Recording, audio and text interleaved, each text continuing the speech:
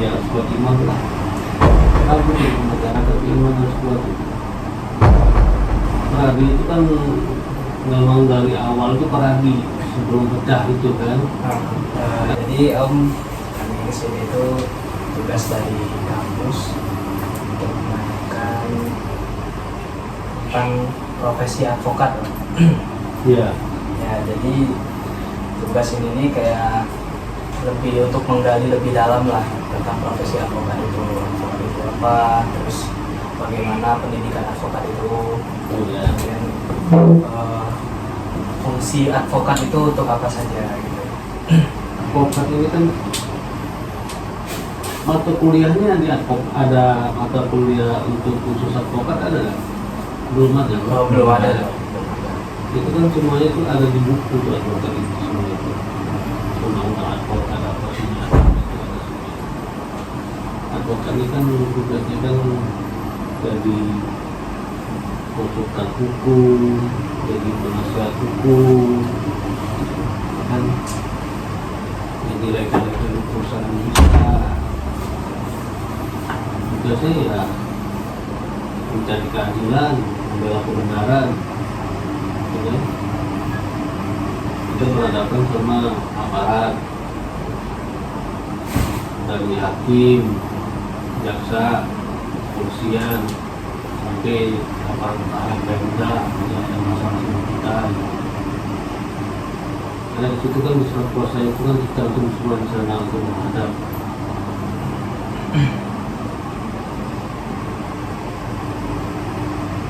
Terus kalau untuk anak-anak hukum Om, mungkin ada ini nggak untuk ngambil pendidikan profesi advokat itu bagusnya di mana gitu?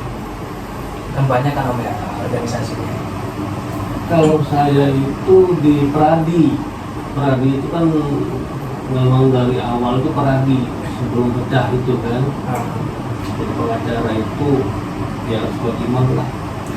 Karena kalau mau jadi advokat itu ya Peradi itu yang paling bagus. Yang ketua umum satu sekarang dulu kan Ketua Hasibuan dulu. Karena di sana benar-benar pendidikan udah itu proses menjadi pengacara ini kan. Jadi advokat ini kan harus magang 2 tahun. Itu namanya Peradi itu ujian itu rata-rata itu sekali ujian tuh susah lulus.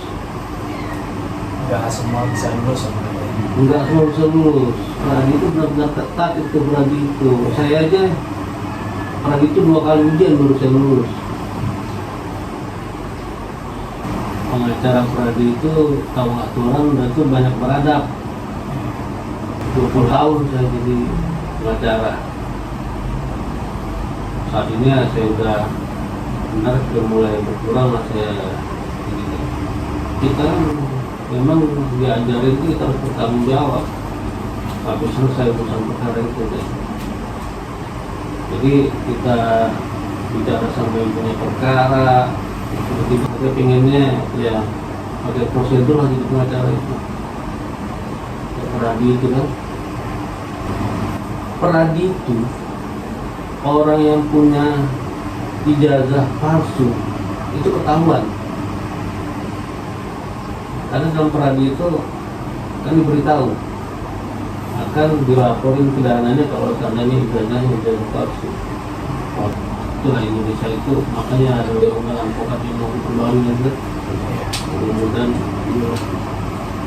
ya advokat yang benar profesional gitu.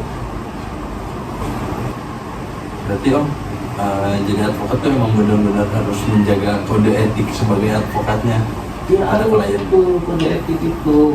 Kalau Peradi ya kita memang harus dengan kode etik itu kita juga bisa membuka rahasia klien kita, ya kan, perkara kita semuanya itu nggak bisa. Itu namanya berproses itu benar-benar kita harus sampai selesai. Mau menang mau kalah kan urusan nanti lah istilahnya itu kan. Karena saya ini sejujurnya ngomong itu menjadi pengacara itu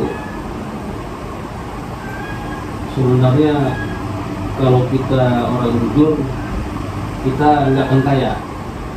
Pengen jadi pengacara kalau kalian semuanya. Insya Allah Ya, ada pasti ya. ya, ada rencana apa. Ya harus kuat-kuat sama iman lah. Ya kan? Gak apa-apa ya, gak usah banyak tanya. Saya cerita aja selama saya jadi pengacara ya. Ya nggak apa-apa. Saya jadi pengacara kan sudah lama juga. Juga itu saya itu orangnya tidak mencari-cari pekerjaan. Karena kalau kita bisa jaga klien, bisa jaga hubungan baik sama klien, kita tidur pun dapat duit. Lagi tidur, telepon berdering, ada telepon kita dapat duit. Jaga kliennya, kalau mau punya klien. Habis COVID-nya dia, saya habis COVID, suruh COVID saya kena penyakit jantung. Saya malas untuk mau cari apa selatan sana, belakang agak mau atas sekali bukan saya di sana. Saya di rumah aja, saya di rumah. Namanya klien kan banyak. Kalau kira-kira ada perkara besar, saya bareng sama teman saya punya kantor. Kalau perkara kecil udah lah, nggak alamat sini aja. Jadi pengacara itu ya harus kuat iman lah. Kalau menjadi pengacara silakan jadi pengacara, tapi pengacara yang beradab lah. Sudah tuh kalau bisa itu cari pengalaman itu kerja di kantor pengacara. Jangan rabi magang dulu selama 2 tahun di kantor hukum. Tapi bagus di tempat di kantor hukum. Ya kan? Kalau sudah di Pradi langsung boleh sidang, boleh langsung di perkara. Kalau magang itu berarti bebas om ya kantor hukum ya? Bebas. Saya buka kamu nih kalau kamu jadi pemaparan nih, isinya tuh sama aja, gugatan apa semuanya sama aja itu. Kamu magang di tempat kantor hukum, pokoknya ketemu klien itu jangan, kita kan jasa. Kalau jasa itu kan mau klien mau ngomong apapun kita senyum aja, iya aja apa aja. Jangan jajak ribut ke itu. Ini teman saya ini, jangan klien itu selesaikan pekerjaannya sampai selesai.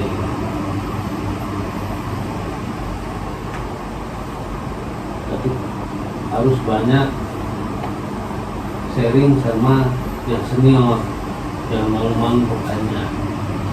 Makanya cuma butuh magang lah, magang. Minum nggak apa-apa. Iya. Mau makan tuh ada ini kacang, kacang nih masih ada sisa lebaran nih. Secara etik dan moral, tantangan untuk dari patokan untuk pengacara ini kan harus kuat iman ya. Iman, harus kuat iman benar. Om itu udah 20 tahun kan jadi pengacara. Kalau secara praktiknya sekarang ini kan udah masuk era digital ya Om. Nah tantangannya itu apa aja sih Om jadi pengacara di era digital kayak sekarang? Era digital itu kan kita cuma sidang online itu kita masukin aja tuh gugatan kita ke sana, semua ke sana. Cuma beda itu doang, kita nggak sidang gitu. Menghemat biaya personal kita juga hasilnya.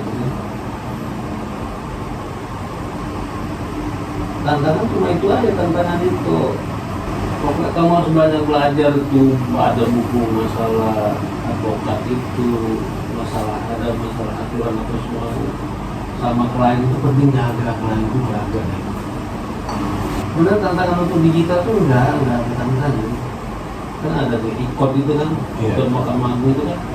Kita tinggal masuk surat kuasa, di situ masukin alamat, nomor kita semuanya, gugatan kita, ya kan? Kalau itu di perdata, kalau di pidana nggak bisa. Dia di penjara, tapi Oh layar ini ini, nah, ada live nya. ya, karena dia di penjara, mungkin menghemat biaya juga kan. melalui itu aja ya. Jadi sana hakim di sini tinggal nanya, kamu terdakwa ya, gimana kejadian takut semua gitu loh kan. Kita sidangnya bisa cepat, kan tunggu tahanan itu kan kena macet lah, kena apa lah kan, akhirnya sore baru sidang, baru sidang kan. Kalau sekarang enggak, kalau sudah melalui itu enggak, tetap sangat terbantu banget ya pas terbantu, itu terbantu banget tidak betul. Tapi nanti pas kondisinya baru dia datang. Biasa begitu, kondis sama awal aja lah, secara itu enggak bagus jadi pengacara, tapi memang harus kuat. Jadi pengacara itu enak kalau kita ada konsultasi hukum sama kita, ya kan? Kalau kita sudah kenal sama orang, tinggal kita cas saja. Saya juga kalau mau konsultasi sama saya juga kan, ada casnya juga. Tapi casnya nggak saya pasang tarif, terserah aja mau berapaan sih. Jadi masih saya langsung saya ambil, masih sejuta saya ambil, 5 juta saya ambil, nggak saya pasang tarif tuh. Jasa itu Apa? Jasa. ya, itu jasa. Tapi kalau dalam persidangan itu kayak pengacara top sama yang biasa itu ngaruh nggak itu ke dalam persidangan itu? Apakah chance untuk menang itu lebih gede daripada pengacara top? Pengacara top, pengacara biasa itu bukan rahasia umum, duit. Walaupun dia pakai ojek kali bisa tangkap tuh negara duit. Dia nyogok kan. Pokoknya cara pintar lah gimana mau nyogoknya. Sekarang itu zaman kita ini, problem kita itu di negeri Konoha ini kata orang ini kan. Keadilan kita itu benar-benar, ya, nggak ada rasa keadilan itu. Tapi kalau punya di pengacara enak banget kita. Kalau kita rezeki itu rezeki harimau ya. Bisa satu perkara itu untuk bisa 5 tahun kita hidup. Kalau dapat duit. Kalau gede loh. Iya. Pokoknya 5 tahun kita nggak kerja, mau santai-santai bisa. Itu biasanya kasus apa itu? Apa? Kasus apa itu biasanya? Biasanya itu ya kasus-kasus korupsi. Korupsi ya? Kasus korupsi sama kasus-kasus karma yang benar-benar mahal. Sengketa. Sengketa karma. Berarti kalau sengketa karma kan proses lama nih. Bisa 5 tahun, 10 tahun. Tapi nanti kita dapat sukses fee itu kan lumayan besar.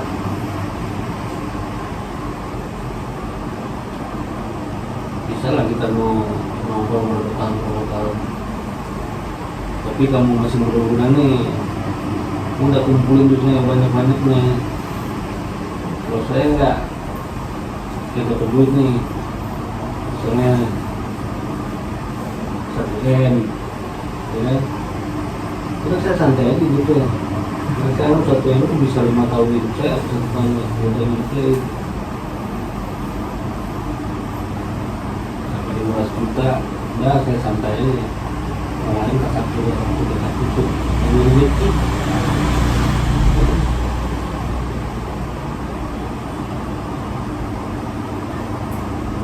Enak jadi pengacara, enak. Hakim Agung Artijo Alkostar yang almarhum itu, Ya. dia pengacara jujur, pintar,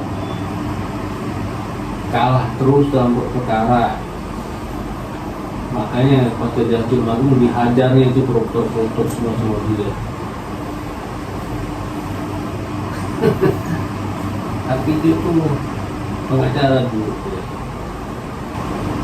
Yang penting kalau saya itu, dalam hati saya itu sebagai pengacara itu, saya tidak pernah meminta sama klien, Pak ada duit berapa Pak, kita masuk ke hakim, masuk jaksa. Selama itu saya nggak pernah seperti itu. Udah semester berapa di Win? Semester 6. Semester 6. Kamu satu kelas semua ya? Iya. Iya, satu kelas. Perkara cerai, kalau saya bilang perkara cerai itu rata-rata jarang bercerai kan, begitu. Paling dulu juga. Karena saya nasihatin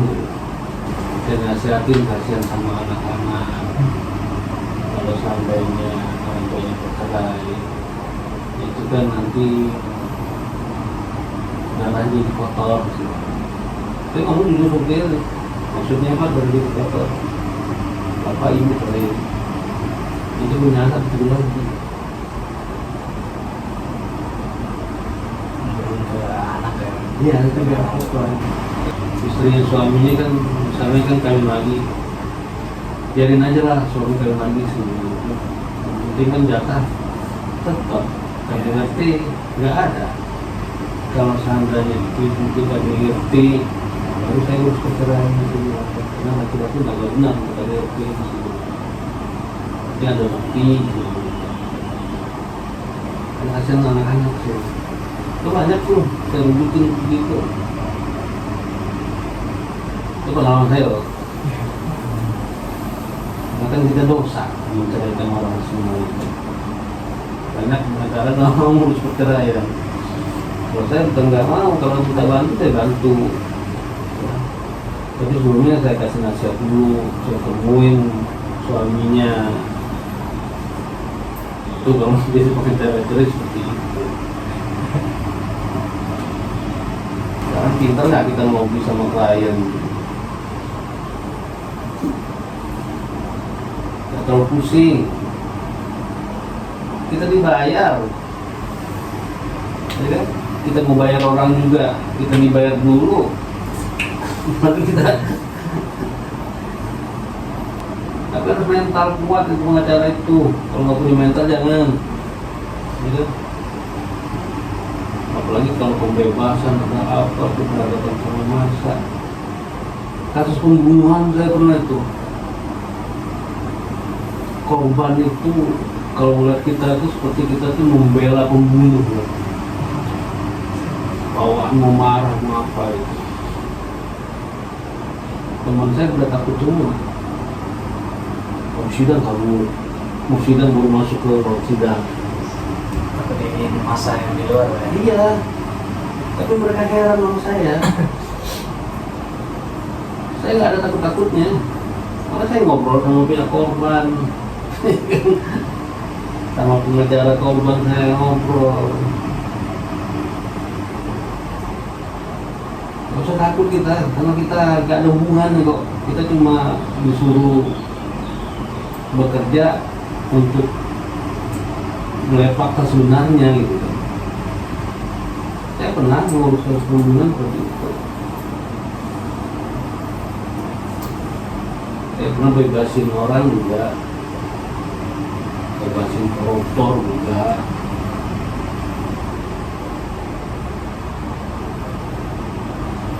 Kalau perkara yang benar, insya Allah saya menang.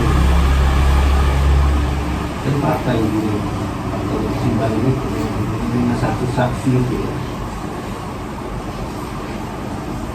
Ada polisi juga nggak perlu takut, itu takut pada polisi.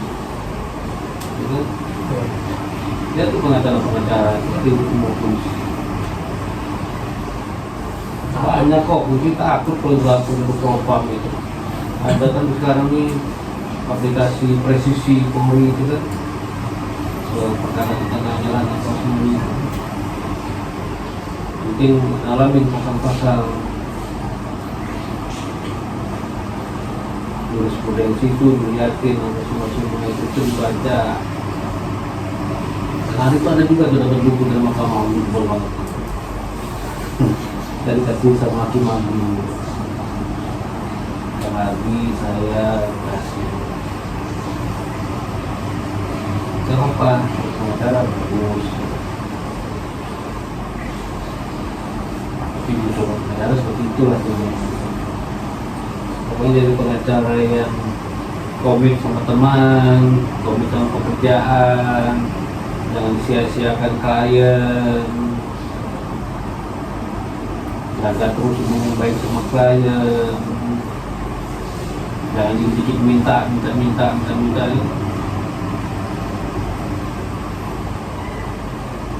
Saya juga jadi pengacara juga ikhlas aja, namanya orang selesai nih Pak, nanti ya Pak, sisanya saya bayar setelah perkara selesai. Nah dibayar itu nggak apa-apa.